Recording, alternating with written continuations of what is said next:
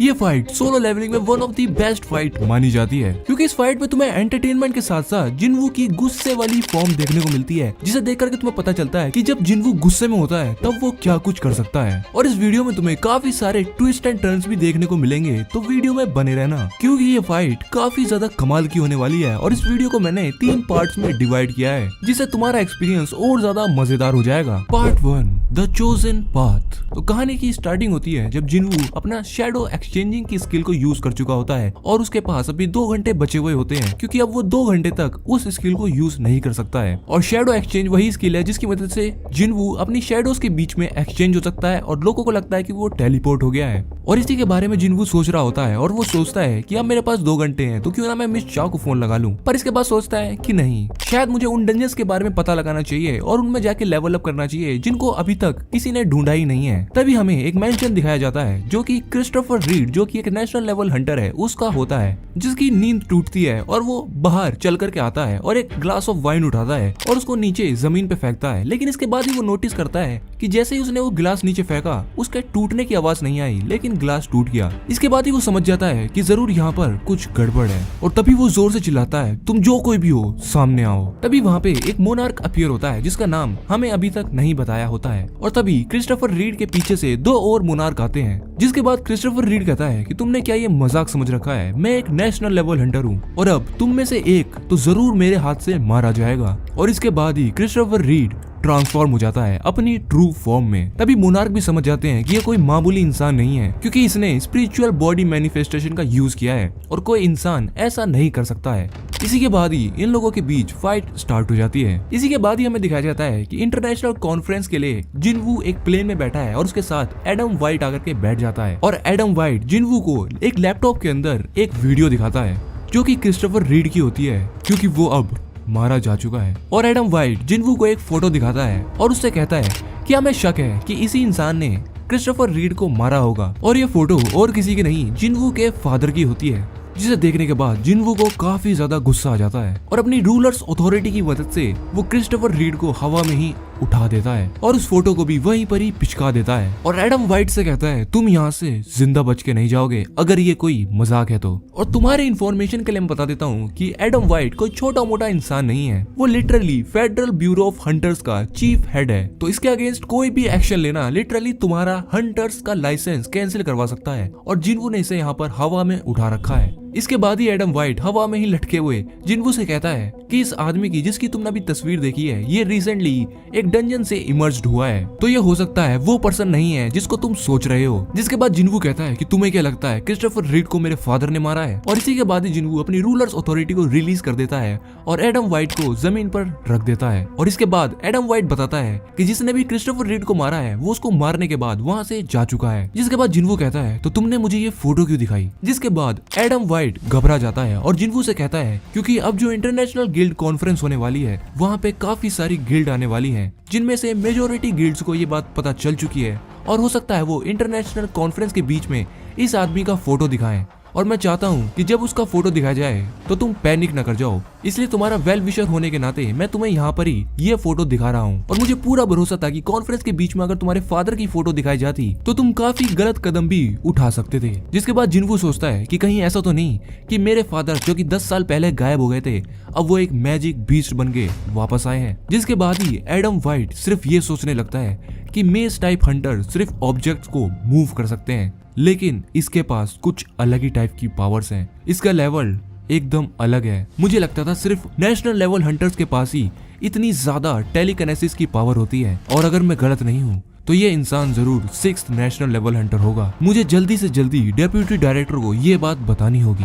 इसी के बाद ही हमें अमेरिका के अंदर एक स्कैवेंजर गिल्ड का सीन दिखाया जाता है, जहाँ पर हमें थॉमस आंद्रे दिखाया जाता है, जो कि वहाँ का नेशनल लेवल हंटर होता है। और Thomas Andre one of the strongest national level Hunter है अमेरिका का, जिसको उसकी सेक्रेटरी आके ये बताती है कि जिनवू यहाँ पर जल्द ही आने वाला है। जिसके बाद ही थॉमस आंद्रे के गेट पर कोई आता है, जिसे मुड़ के थॉमस आंद्रे देखता है और उससे कहता है, मैं तुमसे ही बात करना चाह रहा था, मैं तुम्हें सिर्फ इतना बताना चाहता हूँ कि जिनवू से उलझना मत। और ये बंदा और कोई नहीं होंग डोंगसू होता है, होंग डोंगसुक का भाई, जिसको हमने सीजन 1 में देखा था। जिसके बाद ही थॉमस आंद्रे कहता है कि मुझे पता है तुम्हारे भाई और जिनवू के बीच में क्या हुआ था, और मुझे लगता है कि तुम्हें पूरा शक है कि जिनवू ने ही वो सब किया था। इसके बाद होंग डोंगसू कहता है कि अगर आपको पता है तो आप ऐसा होने कैसे दे सकते हैं। जिसके बाद थॉमस आंद्रे कहता है कि मुझे नहीं लगता मैंने तुम्हें बोलने की इजाजत दी है। और वहां से जाते हुए डोंगसू से दोबारा कहता है कि मैं दोबारा से तुमसे कह रहा हूँ, जिनवू से पंगा मत लेना। जाओ जाके कहीं विला में अपनी वेकेशन एंजॉय करो जब तक ये कॉन्फ्रेंस हो रही है। जिसके बाद ही डोंगसू वहां से चला जाता है, लेकिन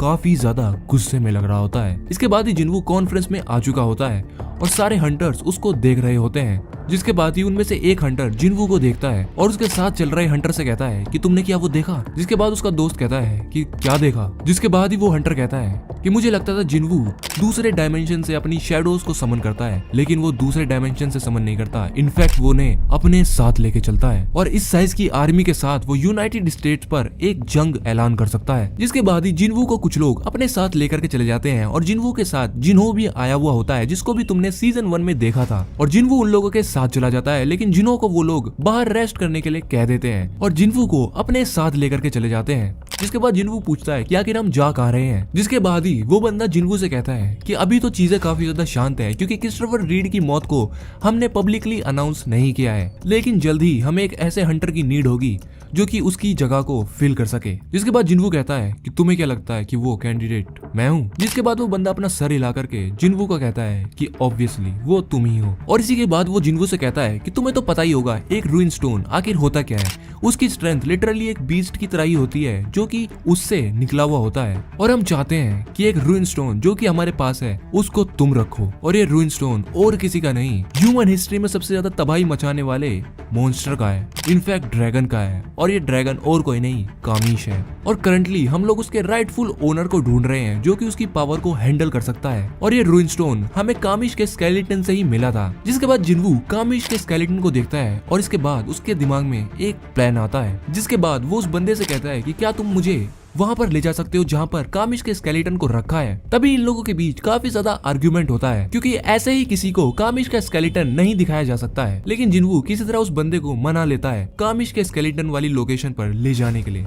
इसके बाद हमें वो लोकेशन दिखाई जाती है जहाँ पर कामिश का स्केलेटन रखा हुआ होता है और वहाँ पर जिनवू आ चुका होता है, जिसे देख करके जिनवू काफी ज्यादा एक्साइटेड हो जाता है और अपनी शैडो एक्सट्रैक्शन स्किल को उस पर यूज करता है और कामिश के स्केलेटन के पास जाकर के कहता है अराइज। लेकिन फर्स्ट अटेम्प्ट में शैडो एक्सट्रैक्शन फेल हो जाता है। जिसके बाद जिनवू दोबारा से एक बार अराइज बोलता है, लेकिन इस बार दोबारा से शैडो एक्सट्रैक्शन फेल हो जाता है। लेकिन थर्ड बार ट्राई करने पर शैडो एक्सट्रैक्शन सक्सेसफुल हो जाता है और हमें देखने को मिलता है कामिश का शैडो एक्सट्रैक्शन। और लिटरली ये सीन काफी ज्यादा खतरनाक होता है, क्योंकि इसको देखने के बाद सारे लोग काफी ज्यादा घबरा जाते हैं और कामिश अपना एक हाथ ही उस गिलास पर रखता है और वो गिलास टूट जाता है। और ये गिलास कोई ऐसा वैसा गिलास नहीं होता है, ये टेम्पर्ड गिलास बना होता है टॉप रैंकिंग हंटर्स के माना से, जो कि इतना ज्यादा पावरफुल होता है कि कोई बीइंग उसके आर पार ही नहीं जा सकता था। लेकिन कामिश का एक हाथ ही इसे तोड़ने के लिए काफी था। और इसी के बाद कामिश बहुत तेजी से चिल्लाता है और अपना अटैक बनाता है। लेकिन इसके बाद ही जिनवू कहता है बहुत हुआ, वो इसेंस स्टोन जो कि तुम्हारे स्किल के अंदर लगा हुआ था वो काफी पहले ही जा चुका है, तुम्हें रूलर्स की बात मानने की कोई जरूरत नहीं है। और ये सब होते हुए वहाँ के सारे लोग देख रहे होते हैं और सोचते हैं कि जिनवू एक बीस्ट की लैंग्वेज में कैसे बात कर रहा है, आखिर वो यहाँ पर करना क्या चाहता है। जिसके बाद ही कामिश कहता है तो ऐसा फील होता है शैडो मोनार्क की आर्मी में ज्वाइन होकर के, लेकिन मैं तो सिर्फ एक छोटा सा सर्वेंट हूँ जिसने ड्रैगन किंग को भी सर्व किया है और अब मैं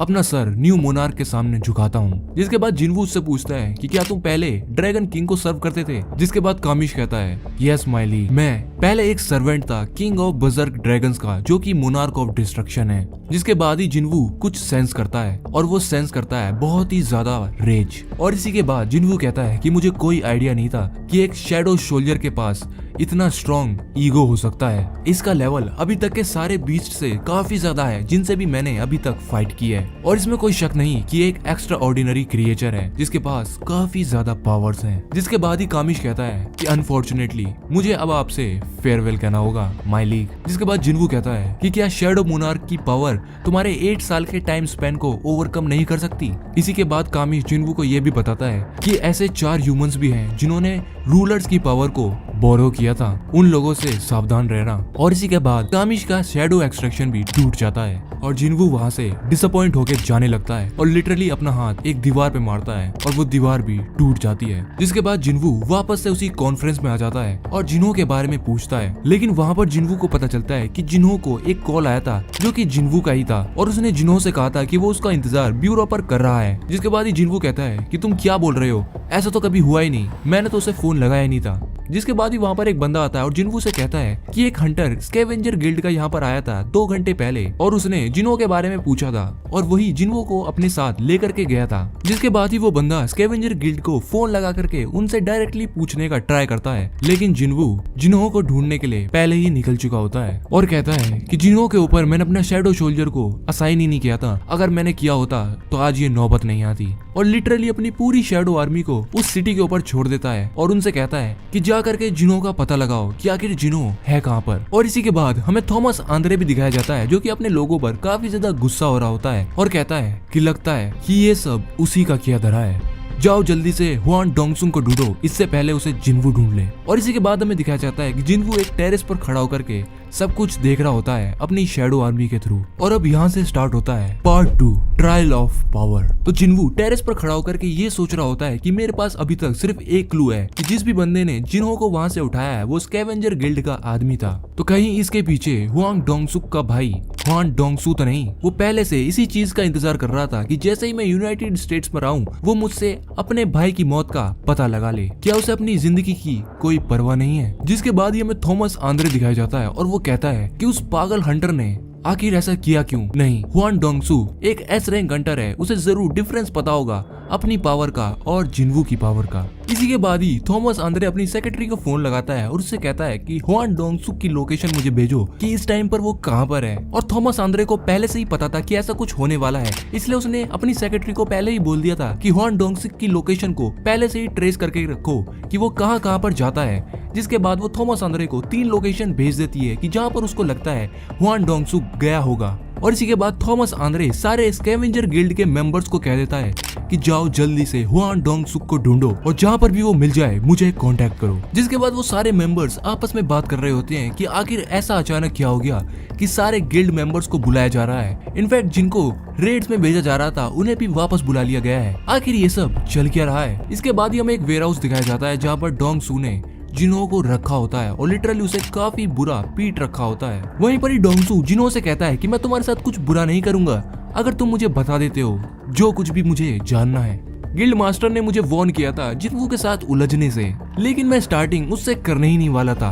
आफ्टर ऑल उसके अलावा भी एक पर्सन है जो कि मेरे क्वेश्चंस का आंसर कर सकता है। और इसी के बाद वो जिन्हो से कहता है कि संग जिन्वू ने ही मेरे भाई को मारा है, अगर ये एक बार ये बोल दे तो मेरा जिन्हो से कोई लेना देना नहीं है, मुझे सिर्फ यही वर्ड सुनने हैं इसके मुंह से। और इसके बाद जिन्हो को वापस से मारना स्टार्ट करता है और उससे कहता है उठ जा। जिसके बाद लिटरली जिन्हो की हालत और भी ज्यादा खराब हो जाती है। और वहाँ पर डोंगसू के अलावा 2 और हंटर्स होते हैं जो कि डोंगसू से कहते हैं देखने से ऐसा लगता है कि ये एक टैंक है क्योंकि हमारे फिजिकल हमलों को ये काफी अच्छे से हैंडल कर रहा है, और अगर ऐसा किसी एवरेज पर्सन के साथ होता तो वो अभी तक मर चुका होता। तो देखने से लगता है ये काफी पावरफुल टैंक होगा। और इसे सुनने के बाद डोंगसू को और भी ज्यादा गुस्सा आ जाता है और वो जिन्हो से कहता है कि इस बंदे को तू देख सकता है मेरे पीछे, ये एक बहुत ही स्किल्ड हीलर है, जितनी भी बार तू मरने को होगा उतनी बार ये तुझे वापस से जिंदा कर देगा और तुझे ये एंडलेस पेन बार बार फील होगा। और ये फैक्ट्री 5 साल से बंद है, इसका मतलब तेरी आवाजों को यहाँ पर कोई नहीं सुनेगा और तुझे कोई बचाने नहीं आने वाला। जिसके बाद ही जिन्हो कहता है पहाड़ में जा। जिसे सुनने के बाद डोंगसू को और भी ज्यादा गुस्सा आ जाता है और जिन्हो पर अटैक करना स्टार्ट करता है। लेकिन तभी डोंगसू को एक प्रेजेंस फील होती है और उसकी नजर जाती है वहाँ की मेन एंट्रेंस पर। यहाँ का दरवाजा ऑलरेडी किसी बंदे ने तोड़ दिया होता है और देखने से ये एक ऑर्क लग रहा होता है, जिसे देखने के बाद डोंगसू को लगता है कि जरूर आसपास में कोई डंजन ब्रेक हुआ होगा और ये मॉन्स्टर वहीं से निकल करके आया है, इसको तो मुझे सबक सिखाना ही होगा। और डोंगसू उस ऑर्क पर हमला करने जाता है काफी तेजी से, जिसे देखते ही वो ऑर्क काफी ज्यादा घबरा जाता है। लेकिन तभी हमें एक आवाज सुनाई देती है एक्सचेंज। जिसके बाद ही हमें थॉमस आंद्रे दिखाया जाता है जो कि अपने असिस्टेंट से कहता है कि गाड़ी रोको, लगता है वो स्टार्ट हो चुका है। और गाड़ी से निकल करके अपने असिस्टेंट से कहता है कि मैं तुम्हें डायरेक्ट वहीं लोकेशन पर मिलूंगा, सारे बंदों को लेकर वहीं पर ही आ जाना। और इसी के बाद हमें दिखाया जाता है कि जिन्वू ने शैडो एक्सचेंज की मदद से डोंगसुक का पता लगा लिया है और डोंग सू पर अपना एक पंच भी मार दिया है, जिसे देखने के बाद वहाँ पर जो 2 हंटर्स होते हैं वो भी थोड़े सरप्राइज हो जाते हैं और जिन्हों काफी ज्यादा खुश लग रहा होता है। लेकिन डोंग सू की हालत खराब हो चुकी होती है क्योंकि यहाँ पर जिनवू काफी ज्यादा गुस्से में होता है और इसी के बाद जिनवू जिन्हों को एक हीलिंग स्पेल देता है जिसे जिन्हों ड्रिंक करता है। लेकिन तभी जिनवू को एक नोटिफिकेशन आती है कि हीलिंग पोशंस यूज नहीं हो सकते हैं अगर बंदे की हेल्थ 10% की एचपी से नीचे है तो। जिसके बाद जिनवू का गुस्सा और भी ज्यादा बढ़ जाता है, जिसे देखते ही उन 2 बंदों की तो लिटरली फट जाती है और इसी के बाद ही जिनवू काफी गुस्से में चिल्लाता है जिन्हों को हील करो। जिसके बाद ही वो बंदे कहते हैं कि हम कोरियन नहीं बोल सकते, हमें समझ में नहीं आ रहा है कि तुम क्या बोलना चाह रहे हो। जिसके बाद पीछे से डोंग सू कहता है कि ये बंदा तुम्हें उस बच्चे को हील करने के लिए बोल रहा है। लेकिन इसके बाद ही जिनवू कहता है कि मैं तुमसे आखिरी बार बोल रहा हूँ, जिन्हों को हील करो। जिसके बाद ही वो बंदा कहता है कि उसके लिए तुम्हें हमारे बॉस से पूछना होगा। लेकिन जिनवू यहाँ पर किसी से पूछने नहीं आया होता है, लिटरली वो उस हीलर का सर पकड़ता है और दीवार में दे मारता है। और ये होते देख दूसरा हंटर बोलता है कि मिस्टर हुआंग, तुमने कभी मेंशन ही नहीं किया था कि संग जिनवू इस चीज में इन्वॉल्व है, अगर मुझे पता होता तो मैं यहाँ पर आता ही नहीं। जिसके बाद जिनवू उस बंदे से पूछता है कि क्या तुम हीलिंग मैजिक यूज कर सकते हो। जिसके बाद वो बंदा कुछ बोल ही नहीं पा रहा होता है तो जिनवू अपनी रूलर्स अथॉरिटी का यूज करता है और उसे जमीन में गाड़ देता है। जिसके बाद जिनवू से कहता है कि हुआन डोंग सू काफी ज्यादा पावरफुल है। जिसके बाद जिनवू कहता है कि जिन्हों कुछ मत बोलो, अब मुझे सब संभालने दो। जिसके बाद डोंग सू जिनवू से जोर से चिल्ला करके कहता है कि क्या तुमने ही मेरे भाई और उसकी स्क्वाड को मारा था। और इसी के बाद हमें देखने को मिलता है हुआन डोंग सू और जिनवू आमने सामने आ चुके हैं और हुआन डोंग सू काफी ज्यादा गुस्से में होता है। लेकिन जिनवू उसका कोई आंसर नहीं करता है, जिसके बाद उसे काफी ज्यादा गुस्सा आ जाता है और जिनवू की तरफ पंच करने आता है। लेकिन जिनवू उसके पंच को इजीली डॉज कर देता है और अपना पंच लिटरली उसके पेट पर मारता है। और इस पंच के बाद लिटरली डोंग सू उस वेयर हाउस के बिल्कुल पीछे जाके एक पाइप से टकराता है और इसी पंच से उसकी हालत ऑलमोस्ट खराब हो चुकी होती है। लेकिन जिनवू उसी पाइप पर आकर के दोबारा से बैठता है और उसका सर दोबारा से उसी पाइप में दे मारता है। लेकिन इसी के बाद थॉमस आंद्रे भी वहाँ पर आ जाता है और जिनवू से कहता है कि मैंने हुआन डोंग सू से पहले ही कहा था कि वो तुमसे पंगा ना ले और मैंने उसे कुछ ऐसा करने से बिल्कुल मना किया था। बाय द वे, क्या हुआन डोंग सू अभी तक जिंदा है। जिसके बाद जिनवू कहता है अभी के लिए। जिसके बाद थॉमस आंद्रे कहता है कि ओह लगता है तुम बात करना चाहते हो, तो आओ क्यों ना हम बात कर लें, और अगर तुम उसे जाने देते हो तो मैं प्रिटेंड करूंगा कि ऐसा कुछ हुआ ही नहीं था। जिसके बाद जिनवू कहता है अगर मैं मना करूं तो। जिसके बाद थॉमस आंद्रे कहता है कि तो फिर वो मेरी कोई रिक्वेस्ट नहीं रहेगी, वो एक ऑर्डर होगा, उसे जाने दो। जिसके बाद जिनवू कहता है मुझे मंजूर है और डोंग सू को लिटरली उठा करके फेंक देता है। जिसके बाद ही डोंग सू सोचता है कि अब तुम्हारे पास कोई चॉइस नहीं बची है, तुम्हें हम दोनों के बीच आना ही होगा, जल्दी करो, मेरे लिए संग जिनवू को मार डालो थॉमस आंद्रे। और इसी के बाद हमें पहली बार देखने को मिलता है जिनवू के सामने एक नेशनल लेवल हंटर और यहीं से हमारा 3rd पार्ट भी स्टार्ट होता है, पार्ट 3 बियॉन्ड मोर्टेलिटी। और इन दोनों के आमने सामने आने के बाद थॉमस आंद्रे कहता है कि क्या तुम नहीं जानते कि मैं कौन हूँ। जिसके बाद जिनवू कहता है उससे कुछ फर्क नहीं पड़ता। जिसके बाद थॉमस आंद्रे सोचता है कि इसको पता है कि आखिर मैं कौन हूँ, इसके बाद भी ये चूज कर रहा है मेरे अगेंस्ट फाइट करना। ये अपने इस डिसीजन को रिग्रेट करेगा और अपना हाथ जिनवू को पकड़ने के लिए जोर से आगे बढ़ाता है। तभी हमें दिखाया जाता है कि बाकी सारे गिल्ड के मेंबर्स भी वहाँ पर आ चुके हैं और वहाँ पर तभी एक ब्लास्ट होता है। लिटरली एकदम से तबाही मचनी स्टार्ट हो चुकी होती है और वेयर हाउस को तोड़ करके जो बाहर आता है वो और कोई नहीं थॉमस आंद्रे होता है और अपने सारे लोगों से कहता है कि सब कुछ ठीक है, कोई भी आगे नहीं बढ़ेगा। और इसी के बाद थॉमस आंद्रे कुछ नोटिस करता है कि जिनवू ने इग्रिस और एक ड्रैगन को समन किया है और वो उनसे कहता है कि जिनों को पास के किसी हॉस्पिटल में जल्दी से जल्दी लेकर जाओ और इस चीज का पूरा ध्यान रखना कि इसको जल्दी से जल्दी ट्रीटमेंट मिले।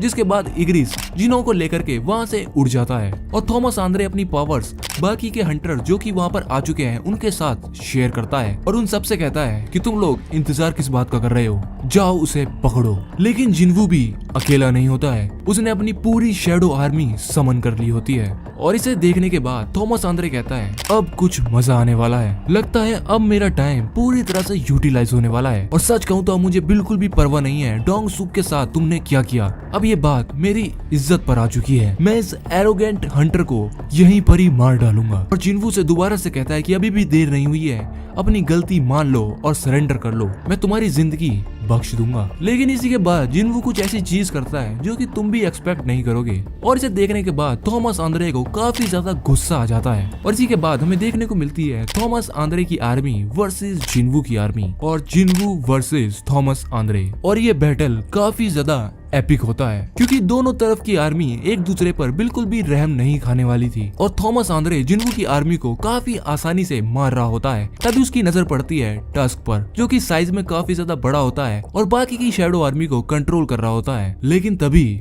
थॉमस आंद्रे उसको एक ही झटके में मार डालता है, और नीचे जाते ही थॉमस आंद्रे की नजर पड़ती है जिनवू पर, जिसे देखने के बाद थॉमस आंद्रे को काफी ज्यादा गुस्सा आ जाता है और वो जिनवू पर काफी तेजी से अटैक करने के लिए बढ़ता है, जिसे जिनवू की शैडो आर्मी का एक बंदा देख लेता है और थॉमस आंद्रे के सामने आता है उसको रोकने के लिए। लेकिन थॉमस आंद्रे उसे पंच करता है। तभी इतने में जिनवू उसके पीछे आ जाता है और थॉमस आंद्रे पर पंच करता है और अपना डैगर निकाल के उसको वहीं पर ही मारने का ट्राई करता है। लेकिन थॉमस आंद्रे की स्किन काफी ज्यादा हार्ड हो चुकी होती है और ये डैगर थॉमस आंद्रे का कुछ बिगाड़ ही नहीं पाता है, जिसके बाद थॉमस आंद्रे जिनवू को पकड़ के बिल्कुल दूर फेंकता है और अपनी टेलीकिनेसिस को यूज करके जिनवू को हवा में ही पकड़ लेता है। जिसके बाद जिनवू भी अपनी रूलर्स अथॉरिटी का यूज करता है थॉमस आंद्रे के ऊपर, लिटरली उसको जमीन के ऊपर पुश कर रहा होता है, जिसे थॉमस आंद्रे भी समझ नहीं पाता है।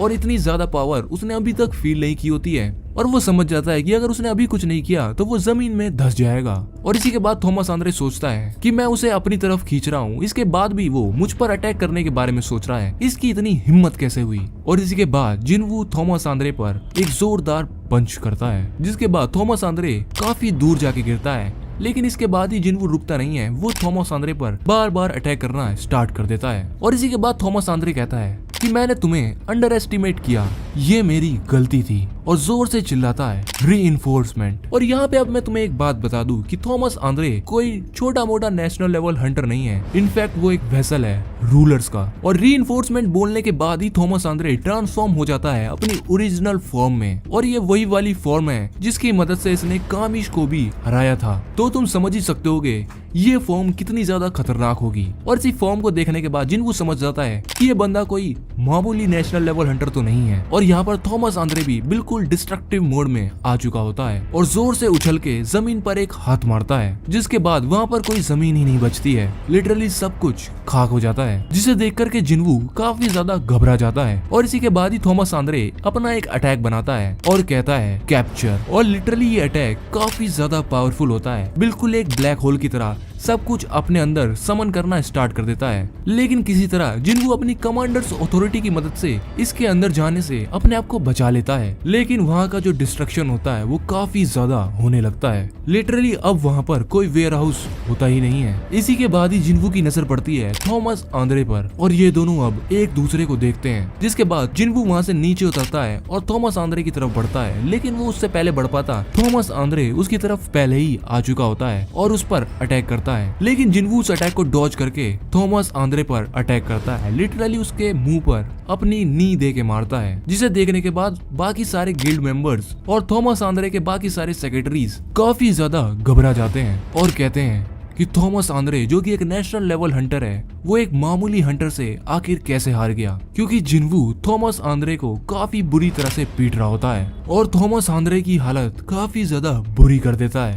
लिटरली उसे मारता ही रहता है और रुकता नहीं है। और इसी के बाद जिनवू कहता है कि मैंने कहा था ना, मुझे इससे कुछ फर्क नहीं पड़ता कि आखिर तुम हो कौन। जिसके बाद थॉमस आंद्रे हार मान लेता है और कहता है कि इट्स ओवर। जिसके बाद जिनवू उसे मारना रोक देता है और इसके बाद थॉमस आंद्रे कहता है कि मैं हार गया, मुझे यकीन नहीं हो रहा, लेकिन मैं हार गया। जिसे देखने के बाद थॉमस आंद्रे के बाकी सारे सेक्रेटरीज भी कहते हैं कि मुझे अपनी आंखों पर विश्वास नहीं हो रहा है कि ग्रेट थॉमस आंद्रे संग जिनवू से हार गए। जिसके बाद वो लोग कहते हैं कि जल्दी से थॉमस आंद्रे को हील करो। तभी उनकी नजर डोंग सू पर भी पड़ती है और उसको चेक करने के बाद इन्हें पता चलता है कि वहाँ डोंग सू मारा जा चुका है। और इसी के बाद हमें दिखाया जाता है कि जिनवू ने शैडो एक्सचेंज का यूज किया है और वो वापस से कोरिया में आ गया है, क्योंकि बैरू को वो कोरिया में छोड़ करके गया था और अब बैरू ही जिन्हो को ट्रीट कर रहा है। तभी जिनवू को एक आवाज आती है और इसके बाद वो कहता है कि क्या है, और जैसे ही वो पीछे मुड़ता है हमें दिखाया जाता है कि उसने अपनी आर्मी में एक नए बंदे को भी ऐड कर लिया है, जो कि उससे कहता है कि माइली प्लीज मेरा कोई नाम रख दो।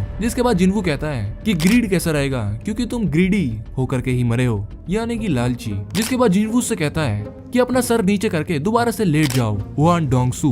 और इसी के बाद जिनवू दोबारा से इंटरनेशनल कॉन्फ्रेंस में चला जाता है और इंटरनेशनल कॉन्फ्रेंस को ज्वाइन कर लेता है। अगर इसके आगे की कहानी जाननी है तो डिस्क्रिप्शन में मैंने एक शॉर्ट दिया है, तुम उसको देख सकते हो। लेकिन अगर डिटेल में जानना चाहते हो तो मुझे नीचे कमेंट सेक्शन में कमेंट करके जरूर बता देना। मैं मिलता हूँ तुमसे नेक्स्ट वीडियो में।